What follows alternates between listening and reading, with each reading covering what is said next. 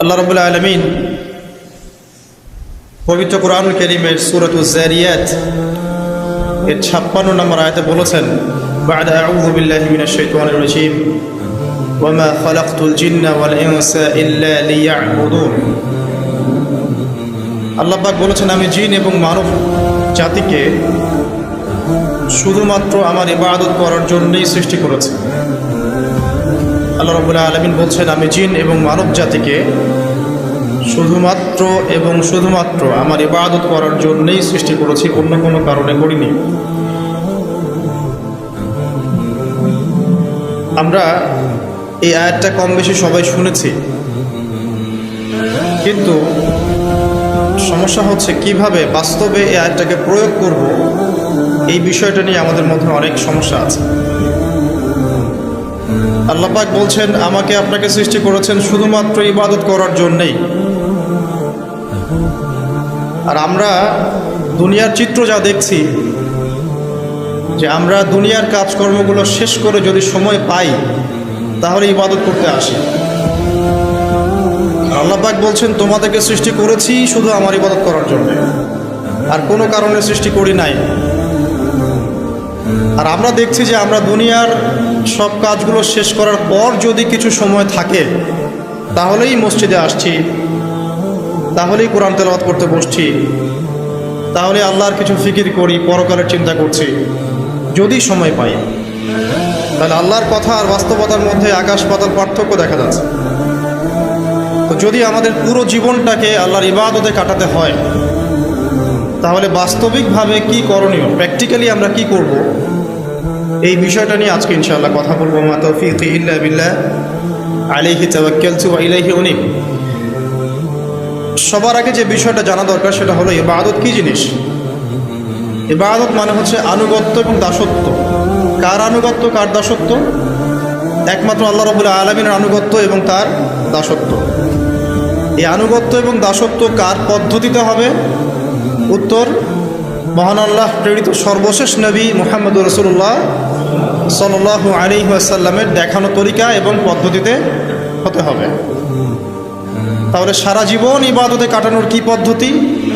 সহজ উত্তর, পুরো জীবনের প্রতিটা কাজ যদি নবী সাল্লাল্লাহু আলাইহি ওয়াসাল্লামের দেখানো পথ এবং পদ্ধতি অনুযায়ী হয় এবং তার সুন্নাহ মাফিক হয়, ইনশাআল্লাহ তাআলা জীবনের প্রতিটা কাজই ইবাদত হিসেবে গণ্য হবে ইনশাআল্লাহ।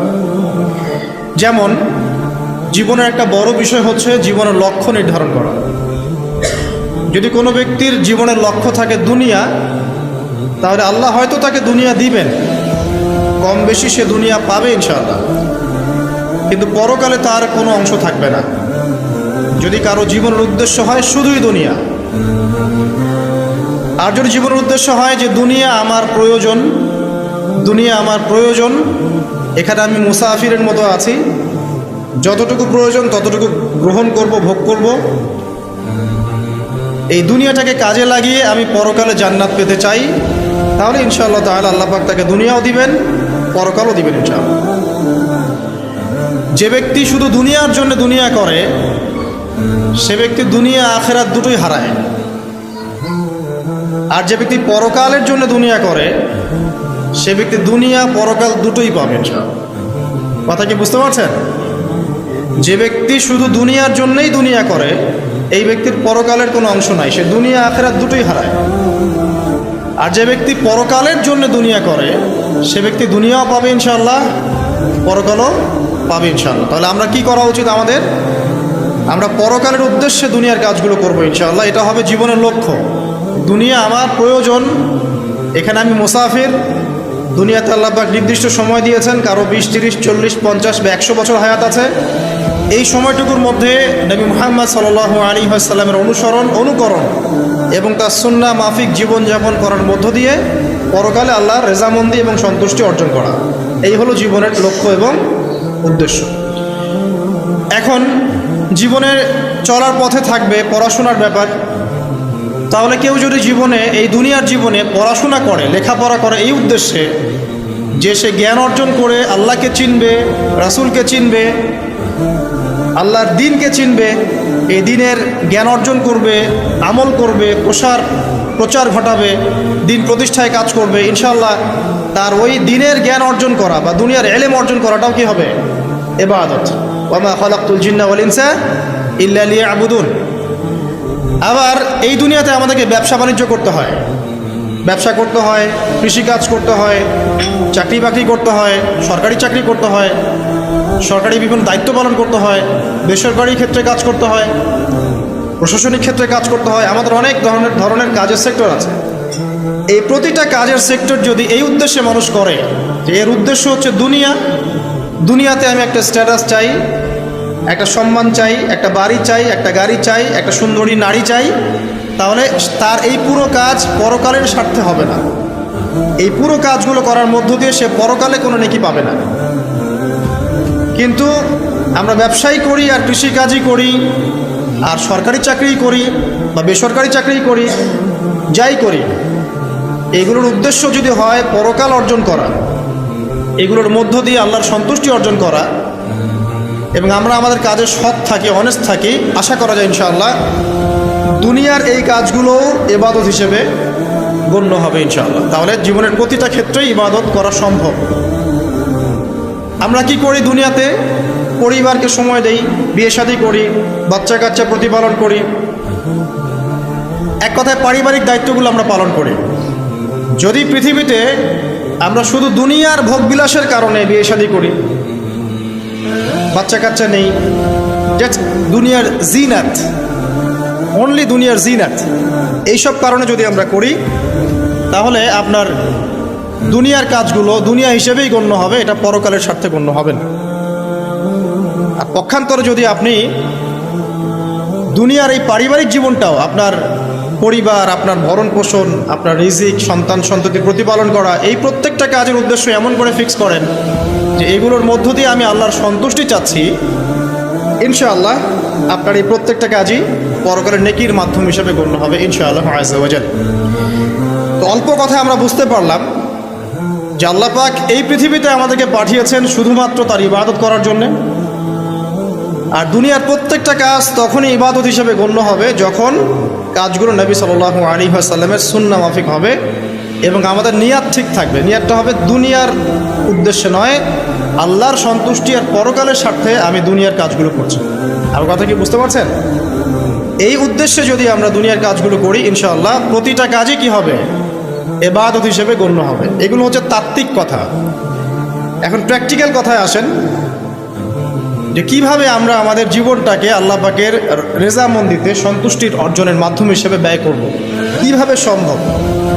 আমরা তো তাত্ত্বিক অনেক কথাই বলছি যে করতে হবে, কিভাবে করব, প্র্যাকটিক্যালি কিভাবে করব, এই বিষয়টাই সবচেয়ে বেশি গুরুত্বপূর্ণ। আজকের খুতবা এর মূল আলোচ্য বিষয় এটাই। খুতবা চলাকালীন এদিক ওদিকে দেখার দরকার নাই, রেকর্ডিং হচ্ছে। আর আপনারা তো অজপাড়াগার মানুষ না যে কখনো ক্যামেরা দেখেন নাই, তাই না? আর বাচ্চা কাচ্চারা ওদের মতো থাকবে, ওদেরকে থাকতে দেন। যারা আমরা প্রাপ্তবয়স্ক আছি তারা আমরা খুতবায় মনোযোগ দেই এবং খুতবার মাঝখানে কোনো কথাবার্তা না বলি, মোবাইল ফোনে ব্যস্ত না থাকি। আর একটা বিষয় আমাদের জানা উচিত যে জুমার দিনে এই যে খুতবা চলছে, এই খুতবা চলাকালীন সময়ে আল্লাহ পাক দোয়া কবুল করেন। তাই মনের মধ্যে দোয়া করতে থাকবেন, মনে মনে দোয়া করতে থাকবেন। ইনশাআল্লাহ যদি আপনার রিজিক হালাল হয়, আকীদায় শিরক না থাকে, আমলে বেদাত না থাকে, ইনশাআল্লাহ আপনার দোয়া এখন কবুল হয়ে যাবে ইনশাআল্লাহ। অতএব সময়টাকে কাজে লাগান। তো প্র্যাকটিক্যালি কিভাবে কাজগুলো করবো, এটা হচ্ছে আমার খুতবার মূল জায়গা আজকের। এখনকার তরুণ প্রজন্ম হোক সে যুবক বা যুবতী, আমাদের পরবর্তী জেনারেশন এবং আমরা যারা এখন পরিবার গঠন করেছি, তাদের প্রত্যেকের জন্যই এই অংশটুকু খুব গুরুত্বপূর্ণ, বিশেষ করে তরুণ প্রজন্মের জন্য। কারণ এই বিষয়গুলো বলা যতটা সহজ, করা এতটা সহজ নয়। তবে তরুণরা চাইলে সম্ভব ইনশাআল্লাহ তাআলা। আল্লাহ পাক তৌফিক দান করুন, আমিন। আসুন আয়াতটা আগে মাথায় নেই। আল্লাহ পাক কি বলেছেন সূরা জারিয়াত 56 নম্বর আয়াতে? ওয়ামা খালাকতুল জিন্না ওয়াল ইনসা ইল্লা লিয়াবুদুন। আমি জিন এবং মানব জাতিকে শুধুমাত্র আমার ইবাদত করার জন্যই সৃষ্টি করেছি, ব্যাস। আপনাকে আমাকে কেন পাঠিয়েছেন আল্লাহ পাক দুনিয়ায়? শুধুমাত্র তার ইবাদত করার জন্য। আর দুনিয়ার প্রতিটা কাজই ইবাদত হিসেবে গণ্য হবে যদি আমি কাজগুলোকে কার পদ্ধতিতে করি? নবী মুহাম্মদ সাল্লাল্লাহু আলাইহি ওয়াসাল্লামের দেখানো সুন্নাত এবং পদ্ধতিতে করি। কিন্তু করব কিভাবে, এইটা হচ্ছে প্র্যাকটিক্যাল কথা। কিভাবে একজন প্রোডাক্টিভ মুসলিম হবে, এটা হচ্ছে কথা। শুরুটা করতে হবে এখান থেকে, যে আজকে থেকে নিয়াত করতে হবে যে আগামী যতদিন আল্লাহ পাক বা যত বছর যত যুগ আমাকে পৃথিবীতে বাঁচিয়ে রাখবেন, তার প্রত্যেকটা দিন আমি এই সুন্নাহর উপর আমল করার চেষ্টা করবো ইনশাআল্লাহ। যদি পারি না পারি সেটা পরের ব্যাপার, আগে নিয়াত থাকবে আমি আমার জীবনের শেষ দিন পর্যন্ত এভাবেই এই পদ্ধতিতে আমল করে যাওয়ার চেষ্টা করব ইনশাআল্লাহ তাআলা। শুরুটা করতে হবে এখান থেকে যে আজকে এশার নামাজ যখন হয়ে যাবে, এশার নামাজ এখানে হয় হয়তোবা 9টায় বা 9:15, প্রত্যেকটা মসজিদে এভাবেই হচ্ছে। 9টায় হোক আর 9:15তেই হোক, আমরা এশার নামাজ জামাতে পড়ার চেষ্টা করবো ইনশাআল্লাহ তাআলা। জামাতে নামাজ পড়ার পরে বাসায় গিয়ে খাওয়া দাওয়া করেই ঘুমিয়ে পড়তে হবে। আজকে থেকে আমাদের ট্রেনিং শুরু, কিভাবে আমি আমার জীবনের পুরো বিষয়টাকে ইবাদত হিসেবে কাটাবো, এটা ট্রেনিং শুরু হবে এখান থেকে, এশার নামাজের পর থেকে। এই জায়গায় যদি আমরা ভুল করি, বা এই বিষয়টা শক্ত করে আঁকড়ে ধরতে ব্যর্থ হই, তাহলে বাকি সব কাজগুলো ভেস্তে যাবে। এটা ভালো করে মাথায় রাখবেন। প্রথম কাজ কি? এশার নামাজের পরে কি করবেন? ঘুমিয়ে যাবেন। এখন এশার নামাজের পরে যদি খাবার খান, তারপরে কিছুক্ষণ পড়াশোনা করে হাঁটাহাঁটি করে ঘুমাবেন, কারণ খাবার খাওয়ার সাথে সাথেই বিছানায় যাওয়া উচিত নয়। আর যদি এশার নামাজের আগেই রাতের খাবার খেতে পারে তাহলে সবচেয়ে বেশি, এইটাই সুন্নাহসম্মত। এশার নামাজের আগেই রাতের খাবার খেয়ে ফেলা, মাগরিব থেকে এশার মধ্যেই রাতের খাবার খেয়ে ফেলা, তারপরে মসজিদে এসে নামাজ পড়ে বাসায় গিয়ে ঘুমানো, এটা সবচেয়ে বেস্ট। এখন ঘুমানোর আগে কি করবেন? ঘুমানোর আগে আপনি প্রথমত পড়বেন আয়াতুল কুরসি। আয়াতুল কুরসি কোনটা? আল্লাহু লা ইলাহা ইল্লা হুয়াল হাইয়ুল কাইয়্যুম লা তা'খুযুহু সিনাতুন ওয়া লা নাওম, এখান থেকে লাহু মা ফিস সামাওয়াতি ওয়া মা ফিল আরদি মান যাল্লাযী ইয়াশফা'ু ইনদাহু ইল্লা বিইذনিহি ইয়া'লামু মা বাইনা আইদিহিম ওয়া মা খালফাহুম ওয়া লা ইউহিতুনা বিশাইইন মিন ইলমিহি ইল্লা বিমা শা'a ওয়াসি'a কুরসিয়ুহুস সামাওয়াতি ওয়াল আরদ ওয়া লা ইয়াউদুহু হিফযুহুমা ওয়া হুয়াল আলিয়্যুল আযীম। সূরা বাকারার আয়াত নাম্বার 255। সূরা বাকারার আয়াত নাম্বার 255 হচ্ছে আয়াতুল কুরসি। ঘুমানোর আগে আয়াতুল কুরসি পড়ুন বিছানায় গিয়ে। তারপরে সূরা বাকারার শেষের 3টা আয়াত পড়বেন। সূরা বাকারার শেষের 3টা আয়াত, লিল্লাহি মা ফিস সামাওয়াতি ওয়া মা ফিল আরদ, এখান থেকে শুরু করে ফানসুরনা আলাল কওমিল কাফিরিন পর্যন্ত এই শেষের 3টা আয়াত অবশ্যই পড়বেন। ঘুমানোর আগে যে ব্যক্তি আয়াতুল কুরসি পড়বে, আল্লাহর পক্ষ থেকে একজন ফেরেশতা তার কাছে থাকবে সারা রাত। এই ফেরেশতা ওই ব্যক্তিকে পাহারা দেবে ইনশাআল্লাহ, কোনো বিপদ আপদ তাকে স্পর্শ করবে না ইনশাআল্লাহ। রাতের বেলা অনেক বিপদ হতে পারে, চুরি হতে পারে, ডাকাতি হতে পারে, তারপরে আপনার দুষ্ট জিন শয়তান উৎপাত করতে পারে, এছাড়া আপনার জাদুবিদ্যার কাজ হয় রাত্রেবেলা, মানুষ এগুলো করতে পারে, কুফরি কালাম করতে পারে, ক্ষতিকর প্রাণী আপনাকে কামড় দিতে পারে, অনেক কিছু হতে পারে। আপনি তো ঘুমের মধ্যে আছেন, আপনি জানেন না কি হচ্ছে।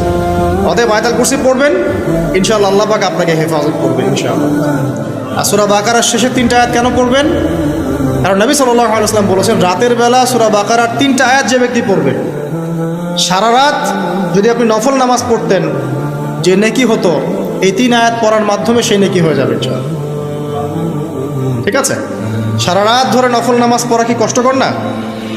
এটা সবচেয়ে সহজ হচ্ছে আপনার সূরা বাকারার শেষের 3টা আয়াত পড়বেন, ঘুমিয়ে যাবেন ইনশাআল্লাহ, সারা রাতের নেকি আপনার আমলনামায় লেখা হবে। এগুলো শুধু বললেই হবে না আর শুনলেই হবে না, আমল করতে হবে কবে থেকে? ইনশাআল্লাহ আজকে থেকে। আল্লাহ পাক সবাইকে আমল করার তৌফিক দান করুন, আমিন। এরপর কি করবেন? এরপর 3 কুল পড়বেন। কয় কুল? 3 কুল। কোনটাকে 3 কুল বলে? বিসমিল্লাহির রহমানির রহিম, কুল হুয়াল্লাহু আহাদ এটা একটা, কুল আউযু বিরাব্বিল ফালাক এটা একটা, কুল আউযু বিরাব্বিন নাস এটা একটা। এই 3টা সূরা কার মুখস্থ নাই? এমন কেউ কি আছে যে এই 3টা সূরা মুখস্থ নাই? আছে? যদি থাকে তার গলায় দড়ি দেওয়া উচিত। যদি এমন কেউ থেকে থাকে মুসলিম সমাজে যার এই 3 কুল মুখস্থ নাই, তার গলায় দড়ি দেওয়া উচিত, লজ্জায়। আত্মহত্যা করতে উৎসাহিত করছি না, ও যে পরীক্ষার রেজাল্ট খারাপ হলে আত্মহত্যা করে না, দেখেন না? তারও আগে তো তোমার লটকানো উচিত ছিল এই জন্য যে তুমি 3 কুলি পড়তে পারো না। এখন মুসলিম সমাজে বড় হয়ে মুসলিম পরিবারে জন্মগ্রহণ করে 3 কুল যে পড়তে পারে না, তার কি দরকার আছে বেঁচে থাকার? কোন মুখ নিয়ে আল্লাহর সামনে দাঁড়াবেন? কোন মুখ নিয়ে নবী সাল্লাল্লাহু আলাইহি ওয়াসাল্লামের সামনে যাবে? ইয়া রাসূলুল্লাহ, আপনার উপরে পুরো 30 পারা কোরআন নাযিল হয়েছিল, আমি 3 কুলি মুখস্থ করতে পারি নাই, আমার জন্য সুপারিশ করেন। এই কথা কোন মুখ নিয়ে বলতে যাবে? তবে কোরআন একটা কিতাব, আলহামদুলিল্লাহ। একজন হিরোইন খোরও দেখবেন সূরা ফাতিহা পড়তে পারে, তাই না? একজন হিরোইন খোরকেও দেখবেন সূরা ফাতিহা বলতে পারে। কোরআনের মুজিজা, সবার মনের মধ্যে আল্লাহ পাক কোরআন ঢুকিয়ে দিবেন। তবে চেষ্টা থাকতে হবে না, চেষ্টা করতে হবে। বাচ্চাদেরকে শেখান, বাচ্চাদেরকে লাড়া লাপ্পানা শিখিয়ে বাচ্চাদেরকে ভালো কিছু শেখান। নাহলে এইসব সন্তানরা, এইসব যুবক যুবতীরা বড় হয়ে যে ফিল্ম স্টারদের পিছনে দৌড়াবে, পর্ন স্টারদের পিছনে দৌড়াবে। বিদেশ থেকে কোনো মেয়ে যদি বাংলাদেশে আসে নাচতে, এদেরকে দেখতে টিকিট কাটতে যাবে 12,000 15,000 টাকা দিয়ে। সুসন্তান মানুষ করে যান, কুলাঙ্গার প্রজন্ম জন্ম দিয়ে কি দরকার? এর চেয়ে বাচ্চা নেওয়ারই দরকার নাই। যদি বাচ্চা কাচ্চা এভাবেই মানুষ করবেন তাহলে নেওয়ারই দরকার নাই ভাই। বন্ধা থাকেন, বিয়েই করার দরকার নাই আপনার। বাচ্চা তো মানুষ করতে পারছেন না। আল্লাহ পাক আমাদেরকে বোঝার তৌফিক দেন। 3 কুল পড়ে ঘুমাবেন। 3 কুলের মধ্যে একটা সূরা ইখলাস, একটা সূরা ফালাক, একটা সূরা নাস। কি হবে এটা পড়লে? নবী সাল্লাল্লাহু আলাইহি ওয়াসাল্লাম বলছেন দৃশ্য বা অদৃশ্য, মানে যা দেখা যায় যা দেখা যায় না, এই দৃশ্য অদৃশ্যের জগতের কোনো ক্ষতি তাকে স্পর্শ করবে না। প্রোটেকশন, আল্লাহর পক্ষ থেকে প্রোটেকশন। আর এটা যখন রাতে পড়বেন তখন এভাবে পড়বেন। একবার সূরা ইখলাস, কুল হুয়াল্লাহু আহাদ, তারপর সূরা ফালাক, কুল আউযু বিরাব্বিল ফালাক, তারপর সূরা নাস, কুল আউযু বিরাব্বিন নাস করে 2 হাত একত্রিত করে ফু দিবেন। দিয়ে মাথা থেকে নিয়ে এভাবে, পুরো মাথা থেকে নিয়ে পুরো বডি এভাবে মাসাহ করবেন, এভাবে। ঠিক আছে? এটা 3 বার করবেন, একবার না। একবার করবেন, আরেকবার, 3 বার। এরপরে পড়বেন সূরা কাফিরুন। কোন সূরা? কুল ইয়া আইয়ুহাল কাফিরুন লা আ'বুদু মা তা'বুদুন। এই সূরাটা পড়বেন লাকুম দীনুকুম ওয়ালিয়া দিন পর্যন্ত। কি হবে? আল্লাহর রাসূল সাল্লাল্লাহু আলাইহি ওয়াসাল্লাম বলছেন যে রাতের বেলা ঘুমানোর আগে কেউ যদি সূরা কাফিরুন তেলাওয়াত করে ঘুমিয়ে যায়, আল্লাহ পাক ওই ব্যক্তিকে শিরকের পাপ থেকে মুক্ত রাখবে ইনশাআল্লাহ। আমি অনেক লেকচারে বলেছি, আবার বলছি যে যত মানুষ জাহান্নামে যাবে, হাজারে যে 999 জন মানুষই জাহান্নামে যাবে, তাদের আমলনামার মূল পাপটা হচ্ছে শিরক। কথা বুঝতে পারছেন? এই যে হাজারে যে পুরো 99% মানুষ জাহান্নামে যাচ্ছে, এটা তো হাদিস। তার মধ্যে যারা জাহান্নামে যাবে তাদের আমলনামায় সবচেয়ে কমন যে পাপটা থাকবে সেটা হলো কি? শিরকের পাপ। কারণ শিরক ছাড়া আল্লাহ পাক যে কোনো পাপ তওবা করলেই যাকে ইচ্ছা মাফ করে দিতে পারে। শিরকরত অবস্থায় কোনো মানুষ যদি মারা যায় তাহলে সে ব্যক্তি জাহান্নামে যাবে, এটাই চূড়ান্ত। ইল্লা মাশাআল্লাহ। তো সূরা কাফিরুন যদি আপনি তেলাওয়াত করেন, আল্লাহ পাক আপনাকে শিরক থেকে বাঁচাবেন। শিরক সম্পর্কে বিস্তারিত জানার জন্য আপনি পড়েন কিতাবুত তাওহীদ। কোন বই? কিতাবুত তাওহীদ। এই বইটাকে পড়েন, দেখবেন এখানে শিরকের সমস্ত বিষয়গুলো লেখা আছে। কোন কোন কাজ করলে শিরক হয়, কোন কোন কথা বললে শিরক হয়, কি চিন্তা করলে শিরক হয়। মনে রাখেন, এই যুগে সবচেয়ে বেশি যে পাপে মানুষ ডুবে আছে এটা হলো শিরকের পাপ। শুধু শিরক নিয়ে আমি আলাদা লেকচার দিব ইনশাআল্লাহ, কারণ এখন শিরকের আলোচনা শুরু করলে আর প্রোডাক্টিভ মুসলিম আলোচনা করতে পারবো। এটা এত ডিটেলস একটা সাবজেক্ট। মনে রাখবেন, শিরক চিন্তায় হয়, কথায় হয় এবং কাজে হয়। এই 3 শ্রেণীর শিরকের বিস্তারিত বিবরণ দেওয়া আছে কিতাবুত তাওহীদ নামক একটা বই। বাজারে কিনতে পাওয়া যায়, পড়ে দেখবেন। আর কি? রাতের বেলা শোয়ার আগে পড়বেন 33 বার সুবহানাল্লাহ, 33 বার আলহামদুলিল্লাহ এবং 34 বার আল্লাহু আকবার। আল্লাহর পক্ষ থেকে আপনার শরীরে শক্তি আসবে। এটা যারা নিয়মিত আমল করে, আল্লাহর পক্ষ থেকে তাদের শরীরে শক্তি আসে। হ্যাঁ, কারণ এইটা রাসূল সাল্লাল্লাহু আলাইহি ওয়াসাল্লাম কাকে শিখিয়ে দিয়েছেন? তার মেয়ে ফাতিমা রাদিয়াল্লাহু আনহাকে। ফাতিমা রাদিয়াল্লাহু আনহা এবং আলী রাদিয়াল্লাহু আনহু, তারা দুজন গিয়েছেন আল্লাহ রাসূলের দরবারে। গিয়ে বলেছেন, আমাদেরকে একজন দাসী বা দাস দিন। বাসার অনেক কাজ আমরা করতে পারি না, লাগে না কাজের মানুষ। নবী সাল্লাল্লাহু আলাইহি ওয়াসাল্লাম বলছেন যে আমি কি তোমাদেরকে এমন কিছু শিখিয়ে দিব যেটা তোমাদের এই দাস দাসের অভাব পূরণ করে দিবে, প্রয়োজন হবে না? অবশ্যই শিখিয়ে দিন। তখন নবীজি শিখালেন সাল্লাল্লাহু আলাইহি ওয়াসাল্লাম যে ঘুমানোর আগে 33 বার সুবহানাল্লাহ পড়বে, 33 বার আলহামদুলিল্লাহ এবং 34 বার আল্লাহু আকবার। তোমাদের দাস দাসীর প্রয়োজন হবে না ইনশাআল্লাহ। ওর ব্যাখ্যায় অনেক ওলামায়ে কেরাম বলেছেন যে এটা নিয়মিত আমল করতে থাকলে রোগ ব্যাধি কম হয়, শরীরে শক্তি আসে, এনার্জি বাড়ে, আপনি নিজের কাজ নিজেই করতে পারবেন ইনশাআল্লাহ। আসুন সামনে যাই। এরকম ঘুমানোর আরও বেশ কিছু আমল আছে, আমি অল্প কয়েকটা বললাম, এগুলোই করা শুরু করেন, আল্লাহ তৌফিক দান করুন। আর যদি পারেন ওযু করে ঘুমাতে পারলে আরও বেশি ভালো হয়। এবার আপনি ঘুমাচ্ছেন ডান কাত হয়ে, কি পড়বেন এই সময়? আল্লাহুম্মা বিসমিকা আমুতু ওয়া আহইয়া, আলহামদুলিল্লাহ, দোয়া সবার মুখস্থ আছে। এবার ঘুমান। এই যে ঘুমাচ্ছেন আপনি 3 ঘন্টা বা 4.5 ঘন্টা বা 6 ঘন্টা, আপনার এই পুরো ঘুমটা হবে ইবাদত ইনশাআল্লাহ। এবং পবিত্র অবস্থায় ঘুমানোর অভ্যাস করতে থাকলে আল্লাহর পক্ষ থেকে আপনি সত্য স্বপ্ন দেখতে পারেন। এখনকার সায়েন্স এগুলা বিশ্বাস করে না, আর এই সায়েন্সকে নিয়ে আমার কোনো মাথা ব্যথাও নাই, কারণ এই আজকে একটা কথা বলে কালকে একটা কথা বলে, ঠিক আছে? আল্লাহর পক্ষ থেকে আপনি সত্য স্বপ্ন দেখতে পারেন। ইউসুফ আলাইহিস সালাম জেলখানায় বন্দী, সূরা ইউসুফ পড়ে দেখেন। তখন কয়েদিদের মধ্যে 2 জন স্বপ্ন দেখেছে। একজন স্বপ্ন দেখছে তার মাথার উপরে রুটি, উপর থেকে পাখি এটা ঠোকরে কি করছে, খেয়ে নিয়ে চলে যাচ্ছে। আরেকজন স্বপ্ন দেখেছে যে সে শরাব পান করাচ্ছে একজনকে, আছে না সূরা ইউসুফে? তো ইউসুফ আলাইহিস সালাম বললেন যে যার মাথা থেকে পাখি ঠোকরায় খেয়ে নিচ্ছে খাবার, তাকে শুলদণ্ড দেওয়া হবে, আর যে শরাব পান করাচ্ছে সে অতি শীঘ্রই মুক্ত হয়ে যাবে, জেল থেকে ছাড়া পেয়ে যাবে। কয়দিন পর তাই হলো। এই যে স্বপ্ন যারা দেখেছে এরা কি মুসলিম? এই স্বপ্ন যারা দেখেছে এরা কিন্তু মুসলিম না।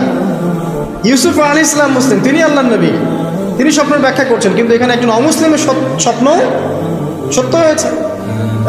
একজন অমুসলিমকে আল্লাহ পাক স্বপ্ন দেখাতে পারেন, দলিল আছে কোরআনে। সত্য স্বপ্ন বলে একটা বিষয় আছে, যেটার জন্যে অবশ্যই আল্লাহর পক্ষ থেকে নূর দরকার, স্বচ্ছ একটা মন দরকার, কলবুন সালিম দরকার, বেশি বেশি আমল দরকার, হ্যাঁ, আধ্যাত্মিকত্ব দরকার, আল্লাহর মারিফত দরকার, তারপরে ইনশাআল্লাহ সত্য স্বপ্নের প্রশ্ন আসবে। সারাদিন টিভি দেখে, গান সিরিয়াল দেখে, গালিগালাজ করে, গীবত তহমত করে, খোঁচাখুচি করে, চুলাচুলি করে, এদের সাথে সত্য স্বপ্নের কী সম্পর্ক? এদেরকে তো শয়তান স্বপ্ন দেখাবে। কথা বুঝতে পারছেন না? ফজরের নামাজের পরে নবী সাল্লাল্লাহু আলাইহি ওয়াসাল্লাম বসে থাকতেন, সাহাবীরা তাকে বলতেন কে কোন স্বপ্ন দেখেছেন, তিনি বলতেন, এবং তিনি স্বপ্নের ব্যাখ্যা ইন্টারপ্রিটেশন করতেন যে এটা এটা এটা এমন, এটা এমন। এমনকি এই যে আপনার উহুদের যুদ্ধের আগের রাতে অনেক সাহাবী স্বপ্ন দেখেছেন, এবং পরের দিন দেখবেন উহুদের দিনে অনেক সাহাবী শহীদ হয়েছে। যাই হোক, ওইদিকে আমি যাচ্ছি না। তো এই যে ঘুমটা আপনি ঘুমাচ্ছেন, ইনশাআল্লাহ আপনার ঘুমটা কি হচ্ছে? ইবাদত হচ্ছে না? আলহামদুলিল্লাহ। আলেম যারা, তাদের ঘুমও ইবাদত। যারা যে মুসলিম, মুমিন, মুত্তাকি, আলেম, তাদের ঘুমগুলো কি ইবাদত। এখন ঘুমান শেষ, ঘুমের মধ্যে যদি দুঃস্বপ্ন দেখেন, তাহলে আপনি বাম দিকে 3 বার থুতু ফেলবেন, ফেলে আউযু বিল্লাহি মিনাশ শাইতানির রাজিম পড়বেন, পরে পাশ পরিবর্তন করে আবার ঘুমাবেন। এটা হয় না ঘুমের মধ্যে অনেক সময়? অনেকের বোবা ধরে, শ্বাস নিতে পারে না। এগুলো এজন্যই হয় কারণ তারা ঘুমানোর আগের জিকির আজগারগুলো করে না। নিয়মিত করলে এগুলো সমস্যা ইনশাআল্লাহ হবে না। আপনি নিজের ভালো নিজেই বোঝেন, হুজুরের কাছে দৌড়ানোর দরকার নাই এত বেশি। নিজের বাচ্চাকে নিয়ে এত দৌড়ানো, এই কবিরাজ ওই কবিরাজ, ওইখানে তাবিজ, এত দরকার নাই তো।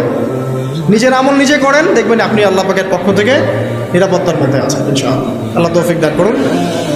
এরপরে ঘুম থেকে উঠলেন, চেষ্টা করব আমরা ঘুম থেকে ওঠার কয়টার সময়? 5টায় যদি ফজরের নামাজ হয় বা 4:30টায় যদি ফজরের নামাজ হয়, মিনিমাম 4টায় উঠতে হবে। কয়টায়? 4টায়। এই জন্য যদি অ্যালার্ম দেন ঘড়িতে, অ্যালার্ম দিবেন প্রত্যেক 1.5 ঘন্টা পর পর। মনে করেন যে আপনি 1.5 ঘন্টা ঘুমাতে যাচ্ছেন, তাহলে 1.5 ঘন্টা পরে অ্যালার্ম সেট করবেন, অথবা 3 ঘন্টা পর, অথবা 4.5 ঘন্টা, অথবা 6 ঘন্টা। মানে 1.5 ঘন্টার গুণিতক দিয়ে আপনি অ্যালার্ম সেট করবেন, দেখবেন উঠতে পারবেন খুবই ইজিলি। এতে 1.5 ঘন্টায় আপনার ঘুমের সার্কেলটা পূর্ণ হয়।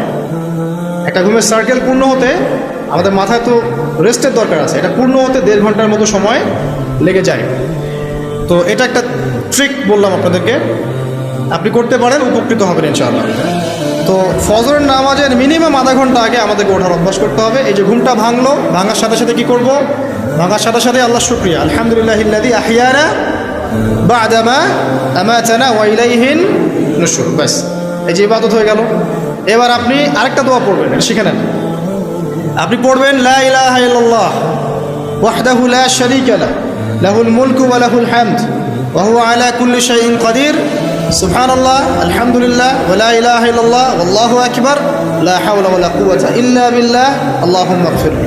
এটা পড়ার পরে হাত তুলে দোয়া করেন, যা দোয়া করবেন তাই পাবেন ইনশাআল্লাহ। জানতেন? জানতেন না? তো এই দোয়াটা হচ্ছে দোয়া কবুলের অস্ত্র। ঘুম থেকে ওঠার পর যদি এই দোয়াটা করে দোয়া করেন ইনশাআল্লাহ দোয়া কবুল হয়ে যাবে ইনশাআল্লাহ। আমাদের জীবনে চাওয়া পাওয়ার কি অভাব আছে? প্রচুর চাওয়া পাওয়া।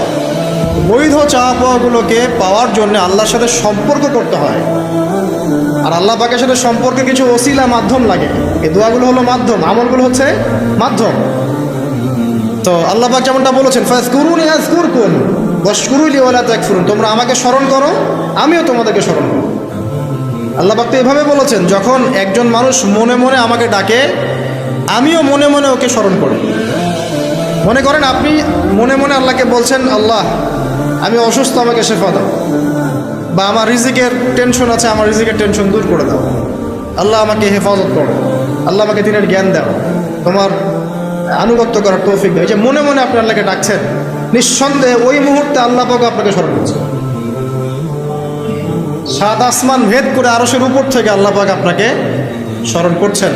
আল্লাহ পাক বলছেন, যখন একজন মানুষ জনসমুখে আল্লাহকে স্মরণ করে, যেমন আমরা এখন করছি, জনসমুখে সবার সামনে আল্লাহর কথা আলোচনা করছি, আল্লাহ পাক বলছেন আমিও তখন এর চেয়ে অনেক উত্তম জনসমাবেশে ওই বান্দাদের কথা স্মরণ করি।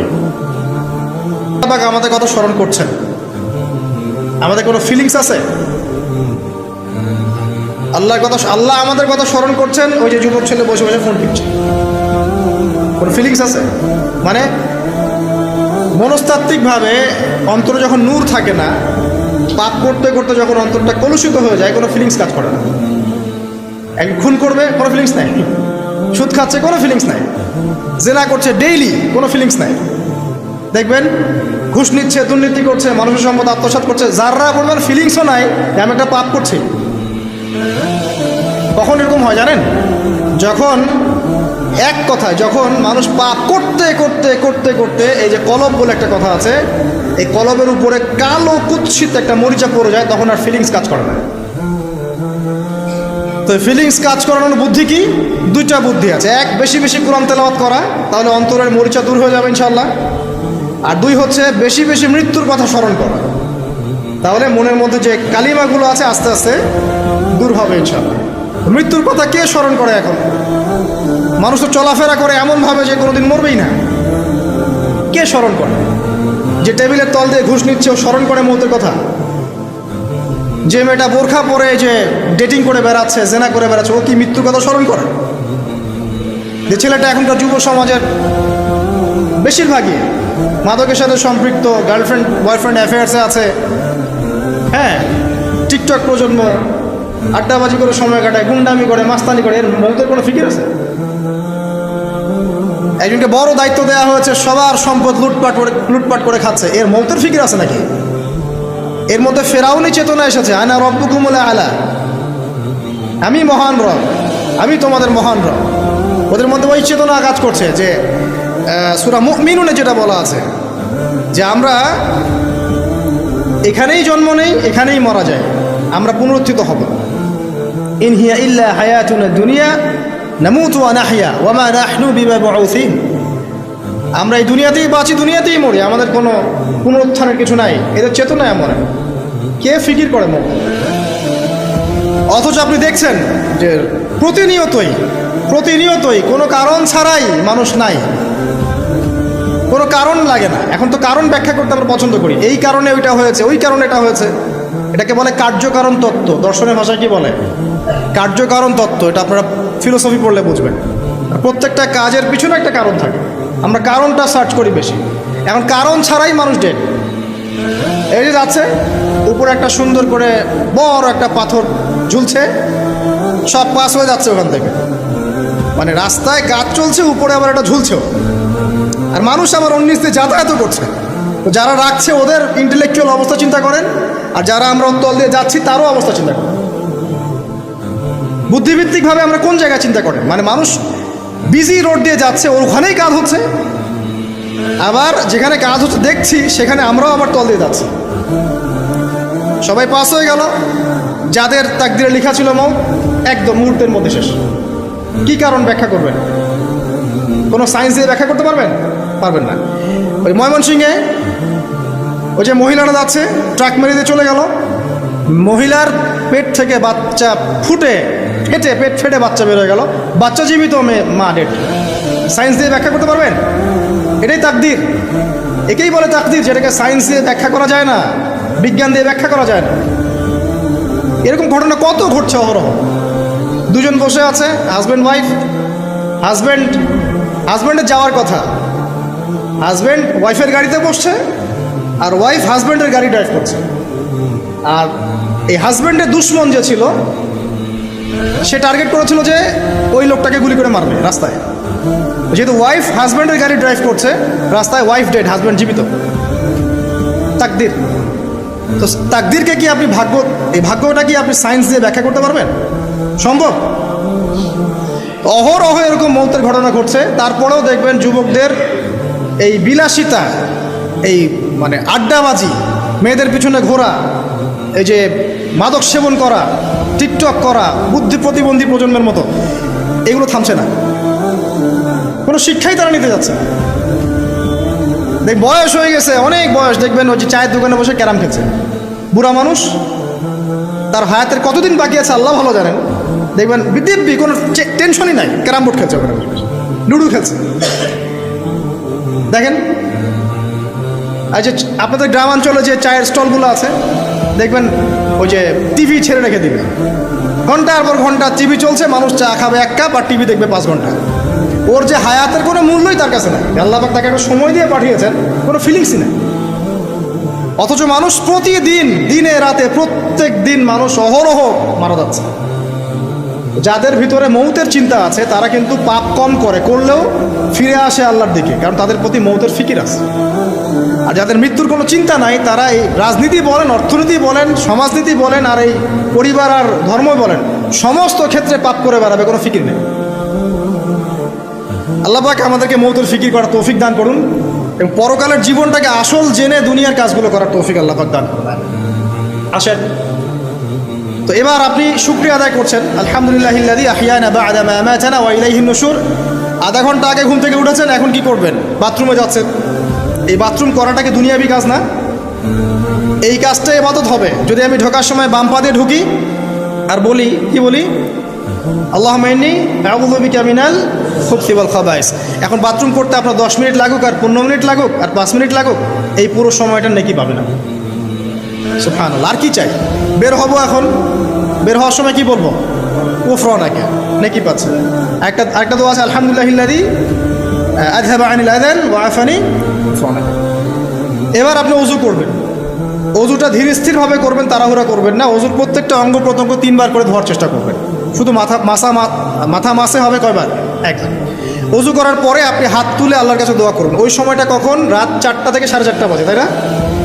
তার মানে আল্লাহ রাব্বুল আলামিন এখন প্রথম আসমানে আছেন। কিভাবে আল্লাহ পাক আছেন সেটা আল্লাহর উপর ছেড়ে দেন, আমাদের এটা নিয়ে ব্যাখ্যা করার দরকার নাই, চিন্তাও করার দরকার নেই। আল্লাহ পাক বলেছেন আমি নেমে আসি, বাস নেমে আসি। এত বেশি বুদ্ধিজীবী হওয়ার দরকার নেই। খুব বেশি বুদ্ধিজীবী হয়ে গেলে আবার মানুষ খেয়ে হারিয়ে ফেলে, অত দরকার নাই। শুনেছি, মেনেছি, ব্যাস যথেষ্ট। আল্লাহ পাক নেমে আসেন, কি বলেন? আল্লাহ বলেন যে কেউ কি আছো আমার কাছে কিছু চাইবে, আমি দিব। কেউ কি আছো যে আমাকে ডাকবে, আমি তোমার ডাকে সাড়া দেব। কেউ কি আছো আমার কাছে কোনো কিছু দোয়া করবে, হ্যাঁ হাজত আছে, আমি পূরণ করে দেব। এভাবে আল্লাহ পাক ফজর পর্যন্ত বলতেই থাকেন। বলেন তো আমাদের কোনো ফিকির আছে? আমরা সবাই ঘুমাই কয়টায়? হয় 1টায়, না 2টায়, না 3টায় ম্যাক্সিমাম এখনকার। আমি যে বিষয়টা নিয়ে কথা বলছি এটা খুবই কঠিন। 9টা থেকে 10টার মধ্যে বা 11টার মধ্যে ঘুমাতে হবে, এটা খুবই কঠিন বিষয় এখনকার জেনারেশনের কাছে।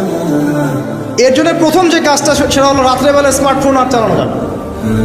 এশার নামাজ শেষ, ফোন একদম ডয়ারে লক করে রাখতে হবে। কিচ্ছু করার নাই। এটা না করতে পারলে আপনি ঘুমাতে পারবেন না, ঘুমাতে পারবেনই না। এবং এরপর দিনে আসছি, তখন বলছি দিনে কিছু কাজ আছে, দিনের কাজগুলো যদি আমরা ঠিকঠাক মতো করি তাহলে রাতে তাড়াতাড়ি ঘুম আসবে ইনশাআল্লাহ। যদি না করি তাহলে ঘুম আসবে না। তো শেষ রাতে আল্লাহ পাক আসমানে নেমে আসেন, প্রথম আসমানে, এবং এই আহ্বান করতে থাকেন। তাই ওই সময় ওযু করার পরেই আপনি হাত তুলে আল্লাহর কাছে দোয়া করা শুরু করেন। আপনার যত চাওয়া পাওয়া আছে আল্লাহর কাছে ঢেলে দেন, ইনশাআল্লাহ আল্লাহ রাব্বুল আলামিন আপনাকে খালি হাতে ফেরাবেন না ইনশাআল্লাহ। আল্লাহ পাক তো এমন করে বলেছেন যে কেউ হাত তুলেছে আল্লাহর কাছে আর আল্লাহ পাক সেটাকে খালি ফিরিয়ে দিবেন, এটাতে আল্লাহ লজ্জা বোধ হয়। কথা বুঝতে পারছেন?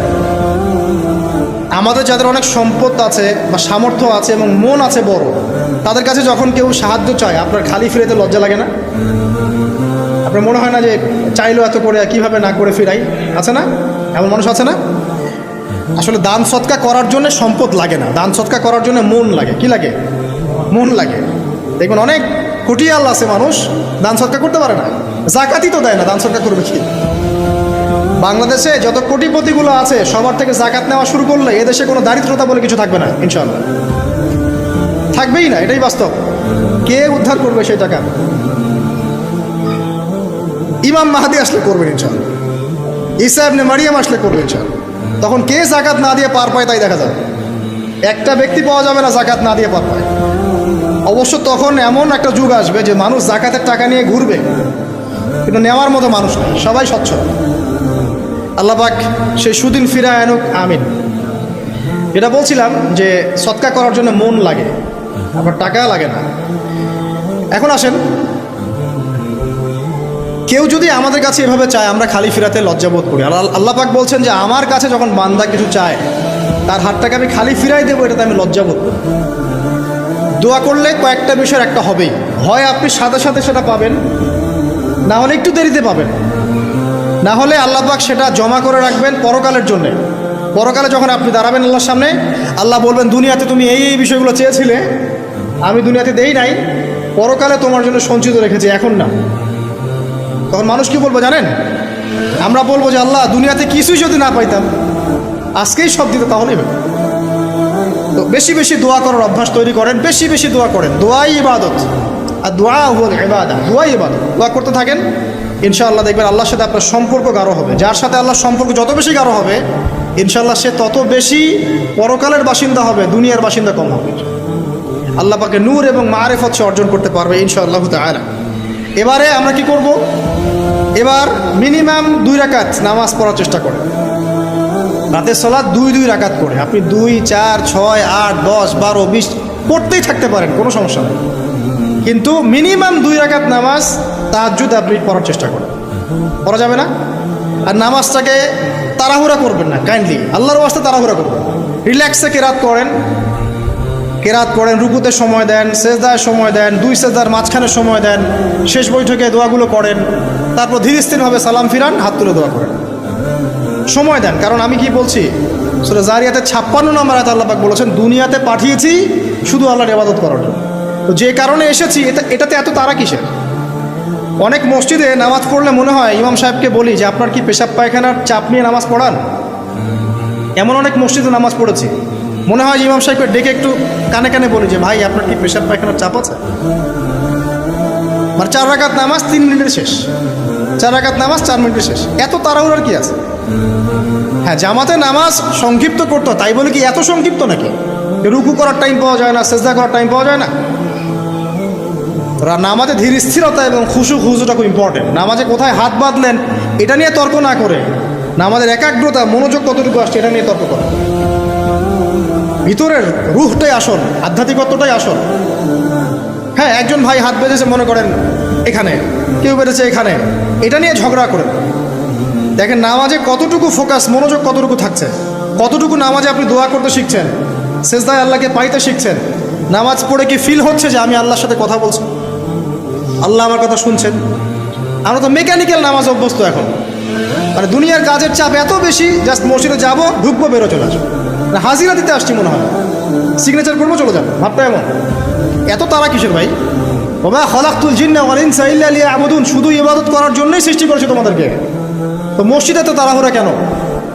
রিল্যাক্স থাকেন, মসজিদে রিল্যাক্সে নামাজ পড়েন, সময় নেন। ফজরের নামাজ পড়ার আগে আপনি বাসার থেকে 2 রাকাত সুন্নত পড়ে আসতে পারেন, এটা আর একটা ভালো আমল। কারণ নবী সাল্লাল্লাহু আলাইহি ওয়াসাল্লাম সুন্নত নামাজগুলো কী করতেন? বাসায় করতেন। এতে বাসার মধ্যে বরকত হবে, শয়তান দূর হয়ে যাবে।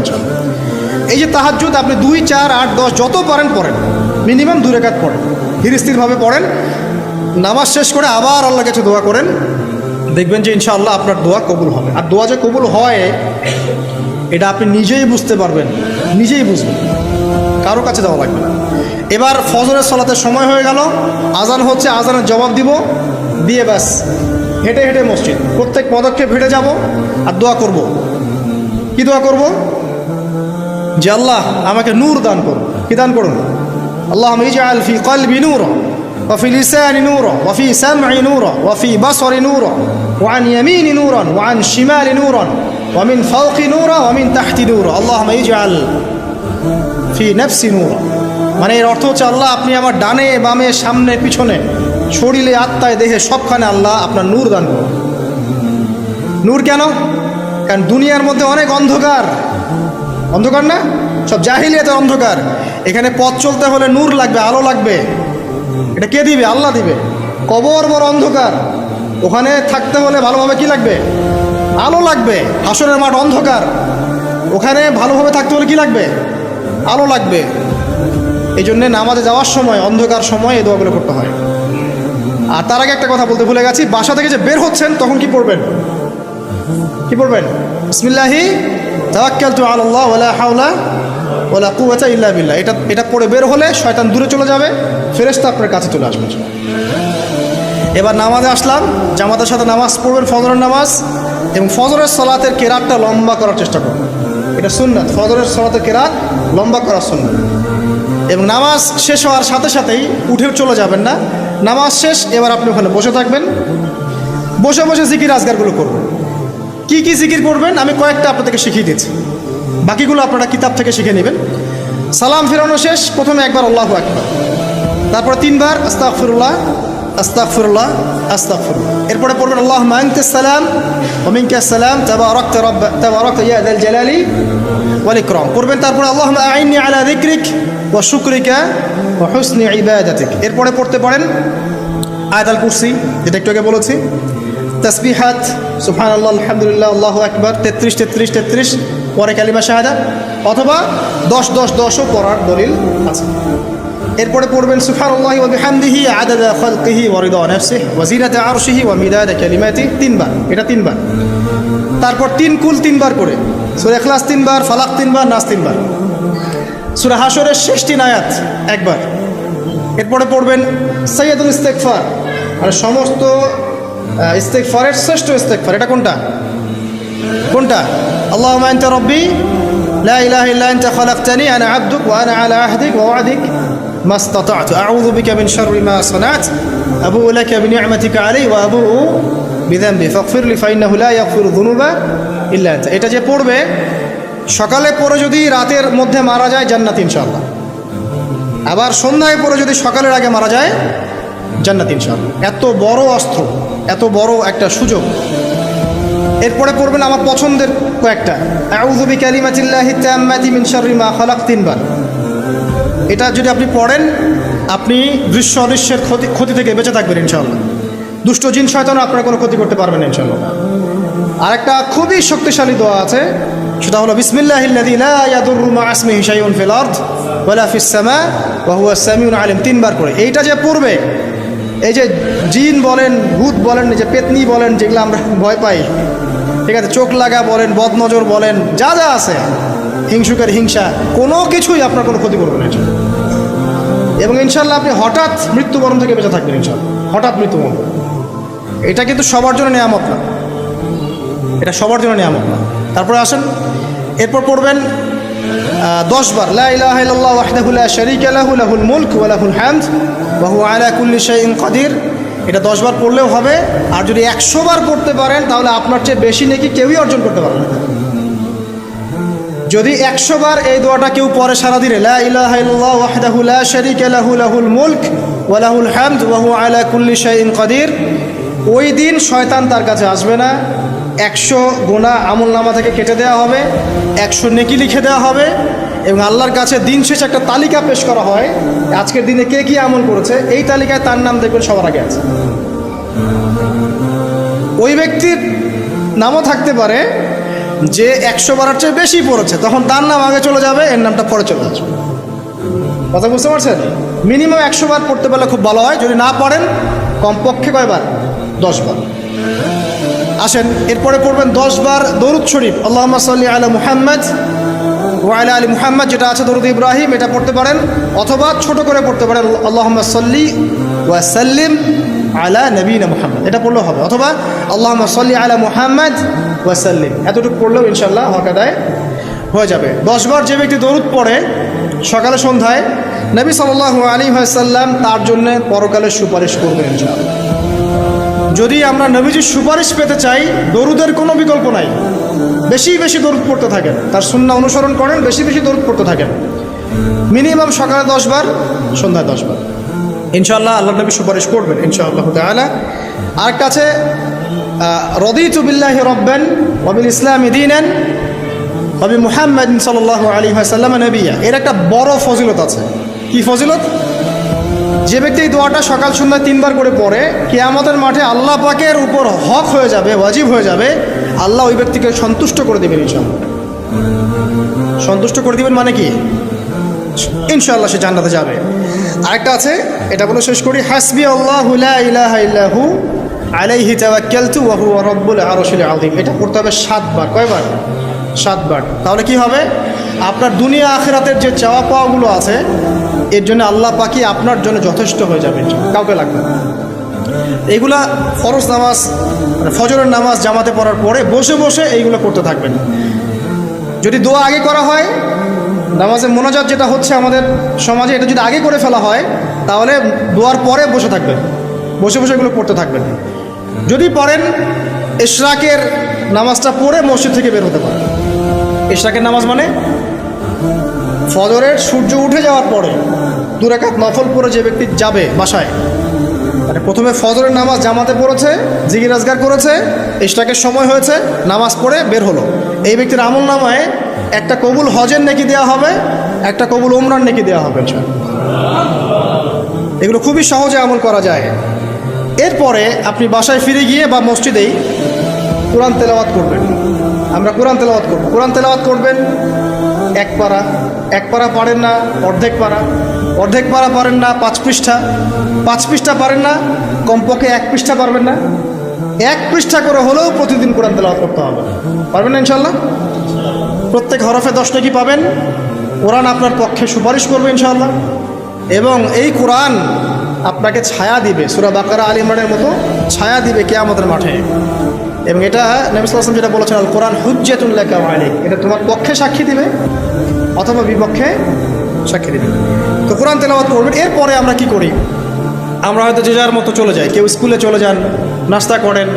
আচ্ছা, নাস্তার আগে একটা কথা বলি, সকালে নাস্তা করবেন এমনভাবে যে,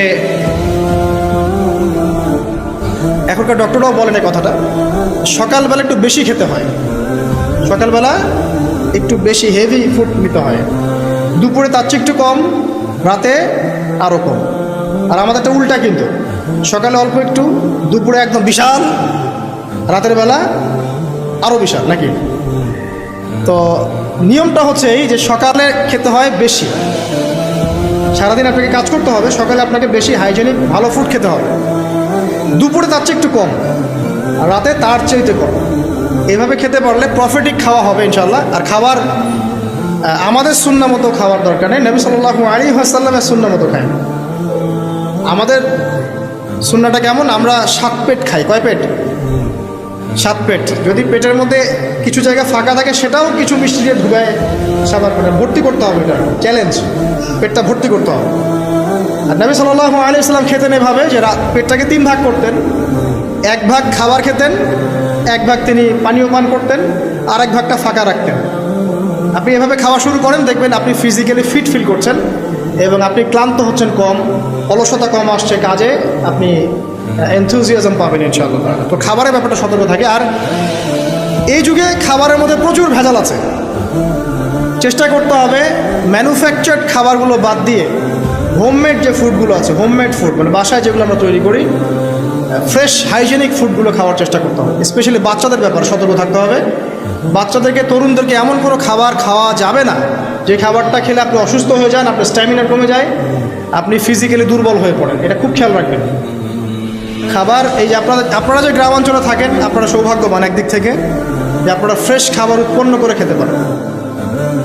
শেষ জামানায় খাবারের মধ্যে খুব ভেজাল আসবে, এটা বিভিন্ন হাদিস দিয়ে মেলানো যায়, আমি ওইদিকে যাচ্ছি না। কনক্লুশন বললাম, শেষ জামানায় খাবারে প্রচুর ভেজাল আসবে। তো এই ভেজালগুলো থেকে দূরে থাকতে হলে আমাদেরকে হাইজেনিক ফুডের দিকে ফোকাস করতে হবে এবং প্রোডাক্ট খাবার উৎপন্ন করে খেতে পারলে খুব বেশি ভালো হয়, না পারলে রুট লেভেল থেকে খাবার নিয়ে আসতে হবে। আর অ্যাটলিস্ট ম্যানুফ্যাকচার যে খাবারগুলো বাজারে ঘোরাফেরা করে এগুলো অ্যাভয়েড করতে হবে। দেখতে অনেক মুখরোচক লাগতে পারে, স্বাদ অনেক মজা হতে পারে, কিন্তু এগুলো শরীরের জন্য অনেক ক্ষতিকর। এতে করে আমাদের যুব সমাজ আস্তে আস্তে কিন্তু দুর্বল হয়ে যাচ্ছে। এখনকার যুব সমাজকে দেখে তাকায় দেখেন, আমাদের বাপ-দাদাদেরকে তাকায় দেখেন, যারা এখানে বয়স্ক মুরব্বী আছে, দেখেন একজন মুরব্বীর সাথে এখনকার যুবকের কুস্তি লাগান, পাঞ্জায় লাগান, বা ওই যে একটা রিংয়ের মধ্যে ঢুকে বক্সিং ম্যাচ দেন, একটা দেখেন, দেখেন কে পারে। আমি নিশ্চিত ওই চাচাই পারে। আমরা নিজেরাই তো এর প্রমাণ। আমাদের বাপ দাদাদের বয়সী যারা আছেন তারা এখনও দিব্যি মাঠে কাজ করে, দেখবেন 4 ঘন্টা 5 ঘন্টা 8 ঘন্টা রিক্সা চালাচ্ছে, ভ্যান চালাচ্ছে, কৃষি কাজ করছে, কত পরিশ্রম করছে। আর আমাদের যুব সমাজে তাকায় দেখেন না, আপনি একটু চেহারাগুলো দেখেন, চেহারাগুলো তাকায় দেখেন, চাপাগুলো বসে গেছে গাঁজা খেতে খেতে, হিরোইন খেতে খেতে দেখবেন চাপাগুলো বসে গেছে একদম, চোখগুলো ঢুকে গেছে একদম মাদক খেতে খেতে। হ্যাঁ, হস্তমৈথুন করতে করতে শরীর রোগা, চলতে পারে না। কথা শুনতে খারাপ লাগছে না? বাস্তব, এগুলোই বাস্তব এখন। হ্যাঁ, ঘুম নাই, সারা রাত জাগ না, ওই যে ফজরের পর ঘুমায়, আর রাতে ওই যে বিকাল 4টায় ওঠে, দেখবেন শরীরটার দিকে তাকায় দেখে, চলতে পারে, এনার্জি নাই। একটা ক্রিকেট ম্যাচে লাগায় দেন, ও দেখবেন 2-4 ওভার ব্যাটিং করে শেষ। কোন কাজ করতে পারবে? ওই মাঠের বাইরে থেকে বলতে পারবে যে আর এই খেলতে পারে না, ও অমুক খেলতে পারে না, তমুক খেলতে পারে না। ওকে লাগাই দেন না, ব্যাটটা ধরে লাগাই দেন, দেখবেন ও কয়টা পিটাইতে পারবে। জিম করে না, ফিজিক্যালি এক্সারসাইজগুলো করে না, স্কিল নাই। আগেকার মানুষ অনেক স্কিল ছিল, তারা ঘরের কাজ পারতো, সাঁতার পারতো, তারা মার্শাল আর্ট পারতো, কৃষিকাজ পারতো, অন্যান্য বিভিন্ন সেক্টরে তারা কিন্তু মানে মাল্টি প্রতিভার অধিকারী ছিল। স্কিল কম, দেখবেন একদিকে ফোকাস করা। এগুলো কিভাবে হলো আসলে? এগুলো তো একদিনে হয়নি। সারাদিন দেখবেন ফোনে, আর ওই মেয়ের পিছনে, আর কফি শপে, অথবা মিউজিকের কোনো ইনস্ট্রুমেন্ট নিয়ে বসে আছে, অথবা এর মাঝে যদি কেউ মন্দের ভালো থেকে থাকে সে দেখবেন টিকটক করছে। এইগুলাই এখনকার পুরুষদের মধ্যে, এই ইয়াং জেনারেশনের মধ্যে ওই শৌর্য বীর্য গায়েরতটা পাওয়া যায় না। দেখবেন গায়েরত একটা ব্যাপার আছে, গায়েরত শৌর্য বীর্য এটা নাই। এর অন্যতম একটা কারণ এটাও, এখানে খাদ্যাভ্যাসেরও একটা ব্যাপার আছে। ফিজিক্যালি তারা ফিট না।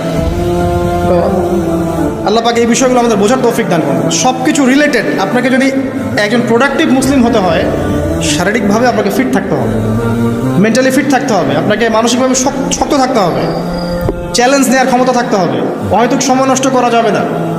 যে কাজ ফাহেসা, দুনিয়াবি কাজ, পরকালের কোনো স্বার্থ নাই, ওখানে সময় নষ্ট করা যাবে না। ঠান্ডা মাথায় প্ল্যান করতে হবে যে আমি আমার জীবনে কি করতে চাই, কার পরে আমি কি করব, কার পরে কি করব, আমার প্ল্যান থাকতে হবে। রেজাল্ট খারাপ হয়েছে, হতাশ হয়ে আত্মহত্যা করবেন কি জন্য? কী এমন হয়েছে আপনার জীবন? একটা মেয়ে ছেড়ে চলে গেছে, এই জন্য বিষ খাবেন কেন? কী হয়েছে? একটা মেয়ে তো ছেড়ে চলে গেছে, মেয়ের অভাব নাকি? বোরখা পরা মেয়েরাও তো এখন কিস করে, দেখেন বোরখা পরা মেয়েগুলো দেখেন রাস্তাঘাটে ওই যে নায়কের হাত ধরে চুমু খাচ্ছে। অনলাইনে দেখে আসলাম। ওই যে বলছিলাম যে সব বোরখা পরা মেয়ের মধ্যেই আপনার ইয়া থাকে না, দিনদারিতা থাকে না। সব বোরখা পরা মেয়ের মধ্যেই কিন্তু দিনদারিতা থাকে না। বোরখা থেকে পাগল হওয়ার দরকার নেই এত। এবং সে বলছে আমার জীবন সার্থক। মানে একজন গায়রে মাহরাম ব্যক্তিকে, ফিল্ম স্টার একজন গায়রে মাহরাম ব্যক্তি, তাকে সে হাত ধরে চুমু খেয়ে বলছে তার জীবন সার্থক। তাহলে কোন প্রজন্ম লালন করে কবরে যাচ্ছে ওরা চিন্তা করেন একটু এখন? আশ্চর্য একটা বিষয়। আর এগুলো আমরা প্রমোট করছি অনলাইনের মধ্য দিয়ে। যে কোনো অনলাইনে দেখবেন এটা চলছে রাতারাতি। মানে এগুলো উস্কানো হচ্ছে আমাদেরকে। শোনেন, আমাদেরকে এগুলো এইসব পাপের মধ্যে এমনভাবে নিয়ে আসা হচ্ছে যে মনে হচ্ছে এগুলো স্বাভাবিক। এক সময় একটা মেয়ে যদি রেপড হতো, মানুষের মাথা ব্যথা শুরু হয়ে যেত। অফিস আদালত কোর্ট কাচারি করে একাকার করে ফেলতাম। এখন রেপ হতে হতে হতে হতে মনে হয় এটা স্বাভাবিক। আগে একটা মানুষ মদ পান করলে তার মধ্যে একটা ফিলিংস থাকতো আমি খারাপ কাজ করছি। এখন এই মদকে প্রমোট করতে করতে মদটাকে এত ইজি করে ফেলা হচ্ছে, মনে হচ্ছে এটা স্বাভাবিক বিষয়। মানুষ খুন করাটা, আগে একটা মানুষকে খুন করলে মানুষ মনে হতো যেটা এটা বিশাল পাপ, একটা সমাজের মানুষ ওর দিকে খারাপ চোখে তাকা থাকতো। আর খুন হতে হতে হতে মানুষ মিডিয়াটাকে প্রমোট করছে, করতে করতে এটা নর্মাল। এই পাপগুলোকে নর্মাল করে ফেলার ট্রেন্ডটা মিডিয়ার মধ্যে দিয়ে করা হয়েছে, স্বাভাবিকভাবে নেওয়া হচ্ছে সব কিছু। গার্লফ্রেন্ড বয়ফ্রেন্ড অ্যাফেয়ার্সকে আগে মানুষ লুকায় লুকায় করতো, চিঠি দিলেও লুকায় লুকায়, যেটা কেউ জানতে না পারে। এখন ওপেন রাস্তায় সব, মানে এটা নর্মাল করে ফেলা হচ্ছে। আরও যে কী হবে সামনে আল্লাহ ভালো জানেন। সুবহানাল্লাহ। যারা বড় বড় শহরগুলোতে থাকি তাদের তো মানে দিন শুরু হয় আল্লাহ নাফরমানি দিয়ে, আর রাত আসে মানুষের গজব দিয়ে, মানুষের অভিশাপ দিয়ে। মেয়েরা আগে যদি বেপর্দায় চলতো লজ্জা করতো, একটা লজ্জাবোধ ছিল, যে একটা লজ্জা লাগতো যে না আমি খারাপভাবে চলছি, মানুষ আমাকে দেখছে কেমন লাগছে। এখন দেখবেন ও গেঞ্জি পরে হাঁটছে, কোনো ফিলিংসই নাই, স্বাভাবিক। নর্মাল করে ফেলা হচ্ছে এগুলো সব কিছু। এক ছোটো ছোটো মেয়েগুলোকে রেপ করা হচ্ছে, ছোটো ছোটো বাচ্চা মেয়ে, দেখবেন কয়দিন পর এটাও স্বাভাবিক হয়ে যাবে। প্রতারণা, আগে মানুষ প্রতারণা করলে মানুষ মনে করতো যে আমাকে মানুষ প্রতারক মনে করতে পারে, একটা চক্ষু লজ্জা কাজ করতো। এখন সেই চক্ষু লজ্জা নাই, নর্মাল। ঘুষ নেওয়াটাকে মানুষ মনে করতো আগে যে কেউ জানতে পারলে হয়তো সমস্যা, বা নর্মাল, এখন নিতেই পারে, ঘুষ ছাড়া হবে না তোমার জব। করাপশনে মানুষ গেলে মানুষ ভয় করতো যদি জেনে যায় আমার চাকরি থাকবে না। এখন নর্মাল, ও বড় করাপ্টেড, তার চেয়ে ছোটোটা আরেকটু কম, তার চেয়ে ছোটো আরেকটু কম, একটা চক্র সব কিছু। এভরিবডি ইনভলভ এগুলোর মধ্যে, টপ টু বটম সবাই ইনভলভ। এরকম সিচুয়েশনে আমরা কিভাবে দিন নিয়ে পালন করবো যদি সত্য না হয়ে? সব চলে যাচ্ছে, আজ থেকে সব চলে যাচ্ছে। একটা সময় ছিল একজন মুসলিম ব্যক্তিকে অন্যায়ভাবে মেরে ফেলবে, একজন মুসলিম নারীকে অন্যায়ভাবে রেপ করবে, মানুষ চিন্তাই করতে পারবে। একজন মুসলিম নারীর সম্ভ্রম বাঁচানোর জন্যে এই ভারতবর্ষে সশস্ত্র যুদ্ধ হয়েছে বিন কাসিমের নেতৃত্বে, একটা মেয়ের ইজ্জত বাঁচানোর ইস্যুকে কেন্দ্র করে। এখন লক্ষ লক্ষ মুসলিম মেয়ের ইজ্জত নষ্ট করা হচ্ছে, কারো কোনো ফিলিংস নাই, স্বাভাবিক। একটা রাষ্ট্রদূতকে হত্যা করেছিল তাবুক যুদ্ধের সময়, নবী সাল্লাল্লাহু আলাইহি ওয়াসাল্লাম 30,000 সৈন্য নিয়ে ধাওয়া করেছিলেন। এত বড় সাহস, আমার রাষ্ট্রদূতকে হত্যা করো? এখন সারা বিশ্বে লক্ষ লক্ষ মুসলিম হত্যা করা হয়েছে, কারো কোনো ফিলিংস নাই। মানে আমি বুঝাতে যাচ্ছি আপনাদেরকে, সব কিছুকে নর্মাল করে ফেলা হয়েছে। কয়দিন পর দেখবেন ছেলে নর্মালি বিয়ে করে ফেলবে। দেখেন এখন একটু চক্ষু লজ্জায় কাজ করে যে আমি সমকামী, মানুষ কি মনে করবে? আস্তে আস্তে দেখবেন এমন সময় আসবে ও মনে করবে যে নর্মাল। সব কিছুকে এই মিডিয়ার মধ্যে দিয়ে নর্মাল করা হচ্ছে। এসব মিডিয়াগুলো ইউজ করা থেকেও দূরে থাকা উচিত। আল্লাহ পাক আমাদেরকে হেফাজত করুন। আমি আসুন, ফজরের সালাতের কথা বলছিলাম, আমি অনেক দূরে চলে গেছি। জাস্ট পড়েন, ফজরের নামাজ পড়েন, সময়টা কাজে লাগান। আমি বলছি সময়গুলোকে কাজে লাগান। ফজরের পর খাওয়া দাওয়া করবেন, রাসূলের সুন্নাহ মতো খান, ইবাদত হবে ইনশাআল্লাহ। এরপরে আপনি কিছুটা সময় এক্সারসাইজ করেন, খেলেন, মাঠে গিয়ে খেলেন, কোনো সমস্যা নাই। ওই টিকটক চালানোর চাইতে, পর্ন দেখার চাইতে মাঠে গিয়ে খেলেন। মাঠে ফুটবল খেলেন আধা ঘন্টা, বা ক্রিকেট খেলেন, বা এমন কোনো খেলা খেলেন যে খেলাটাতে আপনার শারীরিক কসরত হচ্ছে, তাও খেলেন। অথবা এগুলোতে সুযোগ না থাকলে আপনি চলে যান জিমে গিয়ে জিম করেন, ফিজিক্যালি কাজ করেন। অথবা মাঠে গিয়ে আপনার বাবাকে সাহায্য করেন, আপনার বাবা যে গেছে মাঠে তাকে সাহায্য করেন। আল্লাহ পাক আমাদেরকে তৌফিক এনায়েত করুন, আমিন। ফিজিক্যালি ফিট থাকার চেষ্টা করা হোক। এরপরে আসেন, সকাল 10টার দিকে যখন চলে আসবো আমরা, তখন আমরা চেষ্টা করব 2 রাকাত চাশতের নামাজ পড়ার জন্য, বা সলাত দুহা যেটাকে বলা হয়। সলাত দুহা যে ব্যক্তি পড়বে তার রিজিকে আল্লাহর পক্ষ থেকে বরকত নেমে আসবে ইনশাআল্লাহ। এরপর কি করবেন? এরপর আমরা হয় কেউ যাব স্কুলে, কেউ কলেজে, কেউ হয়তো অফিসে, কেউ ব্যবসায়। আমরা এখন সবাই আমাদের এক কর্মক্ষেত্র যাব। যারা শিক্ষাক্ষেত্রে যাব স্টুডেন্ট হিসেবে, তারা চেষ্টা করব কি, আমরা চেষ্টা করব যে আমরা যে জ্ঞানটা অর্জন করছি এই জ্ঞানটাকে যেন ইসলামের কল্যাণে কাজে লাগাতে পারি। আপনি জেনারেল লাইনেই পড়েন আর মাদ্রাসা লাইনেই পড়েন, একই নসিহত। আর যারা মাদ্রাসা লাইনে পড়বেন, সকালবেলা উঠে মাদ্রাসায় যাবেন, তারা নিঃসন্দেহে আল্লাহর বাছাইকৃত বান্দা, সৌভাগ্যবান বান্দা। তাদের উচিত হবে না দিনের জ্ঞানটাকে দুনিয়ার জন্য ব্যয় করা। তাদের উপর বেশি দায়িত্ব পড়তে হবে যে তারা যেন দিনের জ্ঞানটাকে দিয়ে আল্লাহর জমিনে দিনটার প্রচার এবং প্রসার ঘটায়। আল্লাহ পাক তাদেরকে কবুল করুন, আমরা দোয়া করি। তো পড়াশোনা করতে যারা যাব আমরা এই চিন্তা করে যাব। যারা পড়াতে যাব তারাও চিন্তা করব যে এমন কিছু শেখাবো যেটা শিখলে আমার স্টুডেন্টের পরকালটা টিকবে, দুনিয়াতেও কল্যাণ হবে, পরকালটাও টিকবে ইনশাআল্লাহ। জেনারেল নলেজগুলো খুব ইম্পর্টেন্ট। ইসলামিক নলেজগুলোর সাথে সাথে আমাদেরকে অবশ্যই ইংরেজি বলেন, সায়েন্স বলেন, এই যে আপনার ম্যাথামেটিক্স বলেন, পলিটিক্যাল সায়েন্স বলেন, জিও পলিটিক্স বলেন, ইকোনমিক্স বলেন, মেডিকেল সায়েন্স বলেন বা ইঞ্জিনিয়ারিং বলেন, এগুলো পড়তে হবে, জানতে হবে। না জানলে আমরা কি করব? আমরা কিন্তু বহির্বিশ্ব থেকে ছিটকায় চলে আসবো, আমরা কিন্তু ওদেরকে চ্যালেঞ্জ করতে পারবো না। তো এই জন্য কোরআন সুন্নাহর জ্ঞানের সাথে এই জ্ঞানগুলোও লাগবে। অতএব যে যেখানে পড়াশোনা করছেন অনেস্টির সাথে পড়াশোনা করেন, আপনার জ্ঞানটাকে ইসলামের কল্যাণে কাজে লাগানোর চেষ্টা করুন। এটা গেলে এডুকেশন সেক্টর। যারা আমরা ব্যবসায় যাব, রাতে তাহাজ্জুদ পড়েছি, ফজর জামাতে পড়েছি, ইশরাক পড়েছি, এখন কি ব্যবসায় গিয়ে মাপে কম দিব? ওখানে ইবাদত নাই, ওখানে ব্যবসায় মাপে কম দেওয়া যাবে না। ওখানে গিয়ে কি আমি মাল মজুত করব? ওখানে গিয়ে কি আমি মালের মধ্যে পণ্যে ভেজাল দিব, মিশাবো?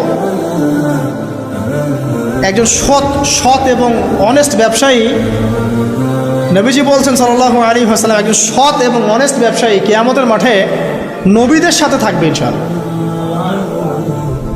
আর যারা মাপে ভেজাল দিবে, পণ্যে ভেজাল দিবে, অন্যকে ঠকাবে, নবীজি বলছেন মান ওয়াশানা ফালাইসা মিন্না, যে ব্যক্তি মানুষের সাথে ধোঁকাবাজি করে, প্রতারণা করে, মাপে কম দেয়, ঠকায়, মজুত করে, জনগণকে কষ্ট দেয়, গভর্নমেন্টকে চাপে ফেলে, এরা আমাদের উম্মতের অন্তর্ভুক্ত। অতএব ব্যবসা করলেই যে পার পেয়ে যাবে এমন নয়।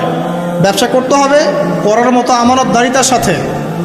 অবশ্যই মাপ ঠিক রাখতে হবে, মজুতদারি করা যাবে না, আমাদের পণ্যে ভেজাল মিক্স করা যাবে না, কৃত্রিম সংকট তৈরি করা যাবে না। এগুলো যদি করেন তাহলে আপনার নাম যেমন উম্মতে মুহাম্মাদি থেকে কাটা পড়ে যায়, দুনিয়াতে আল্লাহর পক্ষ থেকে দুইটা আযাব আসে। এক হচ্ছে ওই জনগণের মধ্যে, ওই জনসমষ্টির মধ্যে দুর্ভিক্ষ নেমে আসতে পারে এবং বৃষ্টিপাত বন্ধ হয়ে যেতে পারে। আরেকটা হচ্ছে ওই জনগণের উপরে জালেম শাসককে আল্লাহ পাক চাপিয়ে দিবেন। এটা আযাব কাদের কারণে আসলো? এক শ্রেণীর ব্যবসায়ীর কারণে আসলো। কিছু কিছু মানুষের ফলে সারা নেশন সাফার করে। যেমন এই যে যারা দেখবেন অনলাইন অফলাইনের মধ্যে অশ্লীলতা ছড়িয়ে বেড়াচ্ছে, নোংরামি, ফাহেসা, বেপরদামি এগুলো ছড়িয়ে বেড়াচ্ছে, এদের কারণে সমাজের মধ্যে এমন সব রোগ ব্যাধি আসবে যেগুলো আগে আমরা নামও শুনি নাই। হাদিস, যারা মুসলিম সমাজের মধ্যে মানে বাদ্যযন্ত্রকে হালাল মনে করে নিবে, মদকে হালাল মনে করে নিবে, জেনাকে হালাল মনে করে নিবে, এইসব মানুষদের কারণে ভূমি ধসের আযাব আসবে এবং আকৃতি পরিবর্তনের আযাব আসবে। শেষ জামানার হাদিসগুলো পড়ে দেখেন। তো এখানে পাপ করছে এক শ্রেণীর মানুষ, ফলাফল ভোগ করছে সবাই। সো যারা ভালো মানুষ তাদের উচিত হবে এগুলোকে প্রোটেক্ট করা, ডিফেন্ড করা। আর আমাদের কাছে এরাই রকস্টার, যারা মুসলিম সমাজের মধ্যে বেপরদামি, অশ্লীলতা, ফাহেসা এগুলো ছড়িয়ে দিচ্ছে, যে না এরা আমাদের আইডল। এখন ওদের পোস্টার বাসায় লাগিয়ে রাখে, ওদের সাথে একবার দেখা করতে পারলে জীবন সার্থক হয়ে যায়। আল্লাহর কাছে ওদের কী দাম আছে যতক্ষণ না তওবা করে ফিরে আসছে? একজন ভ্যান চালক, একজন ইমানদার ভ্যান চালক, রিক্সা চালক যে 5 ওয়াক্ত নামাজ পড়ে, সে আল্লাহর কাছে ওর চেয়ে অনেক বেশি সম্মানিত। ওই ভ্যান চালকের কাছে কি অটোগ্রাফ নেন আপনি? রিক্সাওয়ালার কাছে কি অটোগ্রাফ নেন? এইসব এই হ্যামিলনের বাসিওয়ালার পিছনে না গিয়ে এরা যুব সমাজকে টেনে নিয়ে যাচ্ছে অশ্লীলতার দিকে, ফাহেসা কাজের দিকে, বেফাস কাজ, কোনো পরকালীন কোনো স্বার্থ নাই। বিনোদনের নামে, সংস্কৃতির নামে এরা মানুষকে দিকে টেনে নিয়ে যাচ্ছে। আর আমাদের যুব সমাজ, তোমাদেরকে আমি আইডল দেখাবো ইনশাল্লাহ পরের লেকচারগুলোতে। খালিদ বিন ওয়ালিদ তোমার আইডল, আলী ইবনে আবি তালিব তোমাদের আইডল, মুহাম্মদ সাল্লাল্লাহু আলাইহি ওয়াসাল্লাম তোমার আইডল, ইমাম হুসাইন তোমার আইডল, মোহাম্মদ বিন কাসিম তোমার আইডল, তারেক বিন জিয়াদ তোমার আইডল, ওমর ইবনে খাত্তাব তোমার আইডল। আইডল খুঁজে পাও না তোমরা জীবনে আইডল খুঁজে পাও না? কাকে ফলো করবা? একজনের নাম বলবো, একজন অনলি, মুহাম্মদ সাল্লাল্লাহু আলাইহি ওয়াসাল্লামের পরে একজনের নাম যদি বলতে পারেন আমাকে, আলী রাদিয়াল্লাহু আনহুর জীবনী পড়ো যাও, আলী ইবনে আবি তালিব রাদিয়াল্লাহু আনহুর জীবনী পড়ো যাও, গিয়ে দেখো তোমার আইডল এখানে বসে আছে। লুকিয়ে আছে। তাদের আইডলের মধ্যে তাদের মধ্যে ছিল ব্যক্তিত্ব, শৌর্যবীর্য, আনুগত্য, জ্ঞান, প্রজ্ঞা, দিন প্রতিষ্ঠার তামান্না, জিহাদ। এবং তারা বদর, উহুদ, খন্দক, খায়বার করেছেন। শেষ পর্যায়ে যখন তাদেরকে মৃত্যুবরণ করতে হয়েছে, তখনও তাদেরকে সামন থেকে কেউ আক্রমণ করতে পারে নাই, পিছন থেকে আক্রমণ করতে হয়েছে। বীরদেরকে কেউ সামন থেকে মারতে পারে না, পিছন থেকে মারতে পারে। আইডল খুঁজে পাও না তোমরা? মেসি তোমার আইডল, নেইমার তোমার আইডল, যে বলিউড হলিউডের নায়ক নায়িকা তোমাদের আইডল? সুবহানাল্লাহ, বাংলাদেশের নায়ক নায়িকা তোমাদের আইডল? যারা জীবনে কত পাপ করেছে তারা নিজেরাই জানে, ওদের বিবেকই ভালো করে জানে যে ওরা কত পাপ করেছে। তোমাকে বাইরের চাকচিক্য দেখে মনে হচ্ছে খুব সুন্দর সুশ্রী, ভিতরের কলিজাটা এদের কুৎসিত কালো। আলেম ওলামার কাছে এসে পড়ে থাকো, যারা বড় বড় ওলামায়ে কেরাম তাদের কাছে এসে পড়ে থাকো, তারা তোমাদেরকে পথ দেখাবে ইনশাআল্লাহ। আল্লাহ পাক বোঝার তৌফিক দান করুন। আমি আর লম্বা করছি না, শেষ করে দিচ্ছি ইনশাআল্লাহ। লেখাপড়া এবং ওয়ার্কের বিষয়গুলো বলছিলাম যে আমরা যারা লেখাপড়া করব, প্রফিটিক লাইফস্টাইল করতে হলে এবং প্রোডাক্টিভ মুসলিম হতে হলে লেখাপড়াটা করতে হবে আল্লাহ সন্তুষ্টির জন্যে। চাকরি বাকরি, ব্যবসা বাণিজ্য যাই করে, কৃষিকাজ, সব কিছুর উদ্দেশ্য হবে কি? আল্লাহ সন্তুষ্টি অর্জন করে এবং ওই ক্ষেত্রে সৎ থাকা, কাউকে না ঠকানো, মাপে কম না দেওয়া, দুর্নীতি না করা, ঘুষ না নেওয়া। তাহলে আপনার জীবনের প্রত্যেকটা কাজই কি হবে? ইবাদত হিসেবে গণ্য হবে ইনশাআল্লাহ তাআলা। শেষ করার আগে আমরা জোহরের ওয়াক্তে চলে আসছি। আপনি আপনার জব সেকশনে কাজ করছেন, নামাজের ওয়াক্ত হলো, নামাজ পড়ে নেবেন। আচ্ছা, নামাজের আগে আপনি 4 রাকাত সুন্নত পড়বেন, শেষে 2 রাকাত। চেষ্টা করবেন দিনে 12 রাকাত সুন্নত পড়ার জন্য। ফজরের আগে 2, জোহরের আগে 4, পরে 2, 6 আর 2 8, মাগরিবের পরে 2, এশার পরে 2। এই যে মোট 12 রাকাত সুন্নাত যে ব্যক্তি নিয়মিত পড়বে, জান্নাতে আল্লাহ পাক তার জন্য একটা ঘর নির্মাণ করবেন ইনশাআল্লাহ তাআলা। প্রতিদিন একটা ঘর, প্রতিদিন একটা করে ঘর আপনি পেতে পারেন মাত্র 12 রাকাত নফল বা সুন্নাত আদায় করার মধ্য দিয়ে। জোহরের ওয়াক্ত চলে আসলো, আমরা যেখানেই থাকি, স্কুলে বা কলেজে, ইউনিভার্সিটিতে বা চাকরি ক্ষেত্রে, নামাজটা পড়ে নেব ইনশাআল্লাহ। এরপর আবার কাজে যান, কাজ করেন, লাঞ্চ করেন, খাওয়া দাওয়া করেন। আবার খাওয়ার সুন্নাহ ভুলে যান না। 7 পেট না, 1 পেট খাওয়ার, 1 পেট পানি, 1 পেট ফাঁকা, এবং হাইজেনিক ফুড, ম্যানুফ্যাকচার না। তারপরে যান, রেস্ট করেন, কাইলুলা যেটাকে বলে, 1 থেকে 1.5 ঘন্টা রেস্ট করেন, ঘুমান। তারপরে আপনি বিকাল সময়টা আবার আসরের নামাজ পড়েন, আপনার কর্মক্ষেত্রে কাজগুলো সারেন। সন্ধ্যায় আপনি আবার বাসায় ফিরে আসবেন। এই সন্ধ্যায় বাসায় ফিরে আসবেন, ফিরে আসার পরে মাগরিবের সালাত পড়লেন জামাতে। পড়ার পরে বিকেল টাইমটা, মাগরিবের আগে বিকেল টাইমটা আপনি ঘুরতে যান, পরিবারকে সময় দেন, বাচ্চাদেরকে সময় দেন, একটু দিনী ভাইদের সাথে বসেন, বা ওই সময় যদি কোনো হালাকা অ্যারেঞ্জ করা যায়, মসজিদ ভিত্তিক তালিমে বসেন, দুটো হাদিস পড়েন, কোরআন দার্স নেন, বা অনলাইনে কোনো লেকচার শুনেন বা বই পড়েন, কিছু একটা করেন। আর পরিবারকে সময় দেন। পরিবারকে সময় দেওয়ার পর মাগরিবের ওয়াক্ত হয়ে যাওয়ার পরে, মাগরিবের নামাজ শেষ, ফজরের পর আপনি যে আমলগুলো করেছেন মাগরিবের পর, সেই আমলগুলো আবার করতে হবে, সেম কাজ। এভাবে করতে করতে দেখবেন 1 ঘন্টা চলে গেল। বাসায় গিয়ে আপনি পরিবারকে সময় দেন, আপনার অফিসের কাজ, হোমওয়ার্ক, স্কুলের কাজ, ইউনিভার্সিটির কাজ, এগুলো শেষ করেন। শেষ করার পরে আপনি রাতের খাবার খেয়ে নেন, খেয়ে নিয়ে আবার চলে আসেন মসজিদে, এশার নামাজ পড়েন, পড়ে বাসায় গিয়ে জাস্ট ঘুম, আর দেখা দেখি নাই। তখন আপনি আবার দেখবেন ফজর ওই 4টা 3টে উঠতে পারবেন, তাহাজ্জুদ পড়তে পারবেন, ফজর পড়তে পারবেন, আবার আপনার দিনটা লম্বা হবে ইনশাআল্লাহ।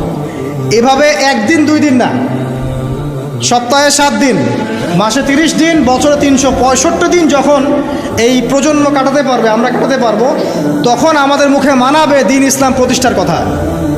তার আগে আমাদের মুখে এসব কথা মানায় না। এখন আমাদের মুখে এসব কথা এখন মানাচ্ছে না, কারণ আমরা তো আমলই করছি না। আমাদের ঈমান আকীদা ঠিক নাই, আমাদের প্রফেটিক লাইফস্টাইলই তো নাই, নবী সাল্লাল্লাহু আলাইহি ওয়াসাল্লামের মতো লাইফস্টাইলই তো নাই আমাদের। তাহলে আমাদের দ্বারা কেমন করে দিনের পতাকা আল্লাহর জমিনে প্রতিষ্ঠিত হবে বলেন তো দেখি?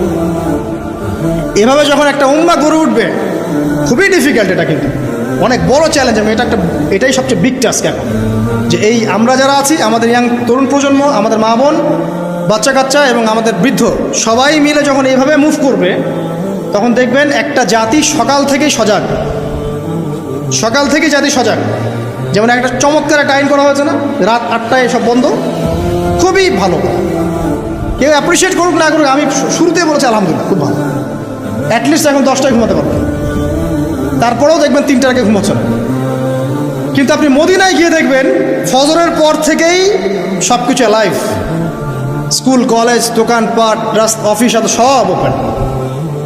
কারণ আমাদের উম্মত, এই উম্মতের জন্য ফজরের পরের সময়টাতেই বরকত রাখা হয়েছে। যে সময়টা আমরা পাই না, আমাদের সকাল হয় 11টায়, আমাদের সকাল হয় 10টায়, কর্মক্ষেত্র শুরু হয় 10টায়, এই জন্য সকাল ওই যে 5টা থেকে 10টা এই বরকতটা আমরা পাই না। এভাবে যদি আমরা নিয়মিত 24 ঘন্টা কাটাতে পারি, ওই যে আয়াতটা প্রথমে বলেছি, ওয়ামা খালাকতুল জিন্না ওয়াল ইনসা ইল্লা লিয়াবুদুন, আমি জিন এবং মানুষকে শুধুমাত্র আমার ইবাদত করার জন্যই সৃষ্টি করেছি, এই আয়াতটার হক আদায় হবে ইনশাআল্লাহ।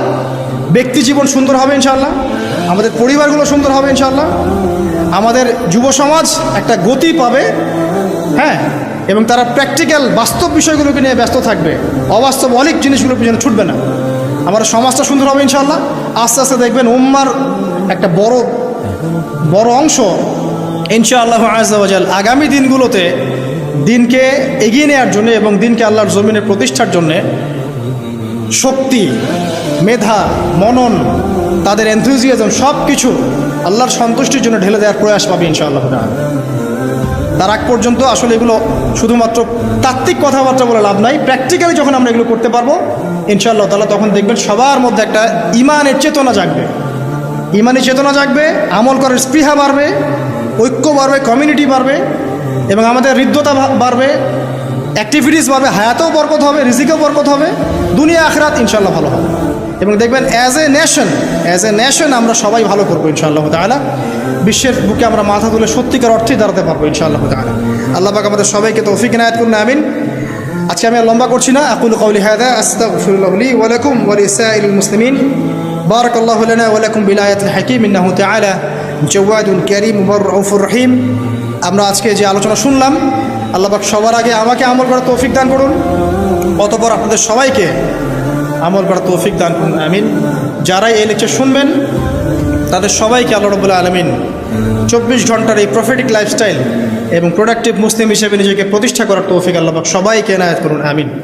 আল্লাহ পাক আমাদের তরুণ প্রজন্মকে কবুল করুন, তাদেরকে অশ্লীলতার পথ থেকে, ফাহেসা কাজকর্মের পথ থেকে, বিভ্রান্তের মতো জীবনের উদ্দেশ্যহীন একটা প্রজন্ম হয়ে যাওয়ার পথ থেকে আল্লাহ পাক হেফাজত করে আল্লাহ রাব্বুল আলামিনের তাওহীদ, তার দাসত্ব, তার ইবাদত, তার আনুগত্যের দিকে নিয়ে আসুন, আমিন।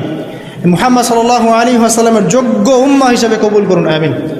আমাদের মা বোনদেরকে আল্লাহ পাক খাস পর্দা, সত্যিকার অর্থের পর্দা করার তৌফিক দান করুন। আল্লাহ রাব্বুল আলামিন আমাদের বাচ্চা কাচ্চা যারা আছে এদেরকে মুসলিমের মতো মুসলিম হিসেবে মানুষ করার তৌফিক দান করুন। আমাদের উম্মার মধ্যে আল্লাহ পাক ঐক্য দান করুন, একে অপরের হিংসা, বিদ্বেষ, গীবত, তহমত, কাদা ছড়াছড়ি যে অপসংস্কৃতি, এখান থেকে আল্লাহ পাক আমাদেরকে হেফাজত করুন, আমিন। পরিশেষে আমরা বলবো যে আল্লাহ পাক যাকে যেখানে দায়িত্ব দিয়েছেন সবাইকে সেখানেই দায়িত্ব সঠিকভাবে পালন করার তৌফিক ইনায়াত করুন, এবং আগামী দিনগুলোতে ইসলামের বিজয়ে আমাদেরকে ব্যক্তি, পরিবার, সমাজ এবং রাষ্ট্রীয় পর্যায় থেকে ভূমিকা রাখার তৌফিক দান করুন, আমিন। সুবহানাকা আল্লাহুম্মা বিহামদিক আশহাদু আল্লা ইলাহা ইল্লা আনতা আস্তাগফিরুকা ওয়া আতুবু ইলাইক। আসসালামু আলাইকুম ওয়া রাহমাতুল্লাহি ওয়া বারাকাতুহু।